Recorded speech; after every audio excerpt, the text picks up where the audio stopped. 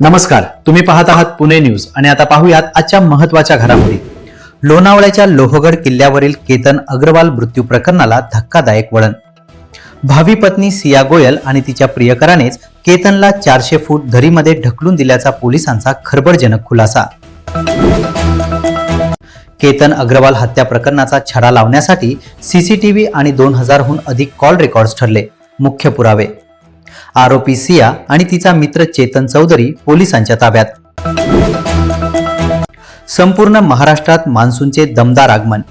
हवामान विभागाकडून आज मुंबई, ठाणे आणि रायगड परिसरासाठी येलो अलर्ट जारी।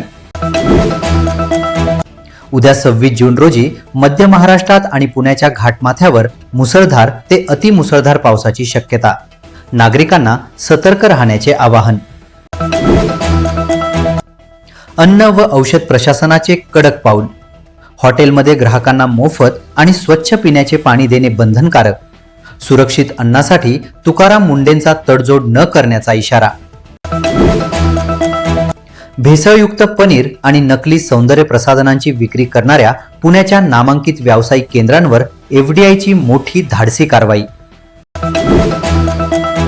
आषाढी एकादशीच्या पार्श्वभूमीवर पुणे वाहतूक पोलिसांचे पुणे महानगरपालिकेला पत्र। पालखी मार्गावरील खड्डे त्वरित बुजवून रस्ते दुरुस्त करण्याची मागणी। पुण्यातील महापालिकेच्या शाळांचे खासगीकरण करण्याच्या निर्णयाविरोधात आम आदमी पार्टी आणि शिक्षण तज्ञांचे तीव्र आंदोलन।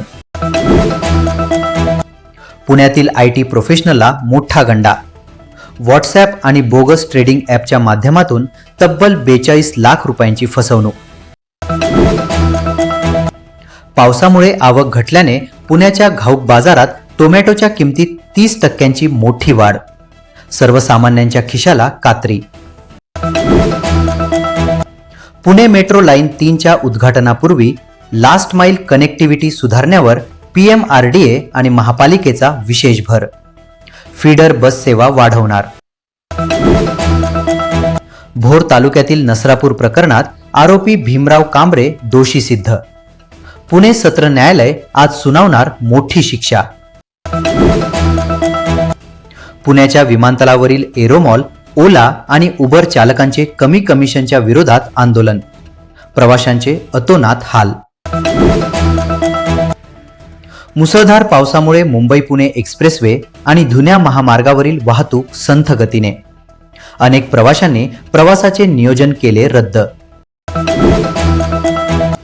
पुण्यातील सराईत गुन्हेगाराने पोलिसांवर केला चाकूने हल्ला।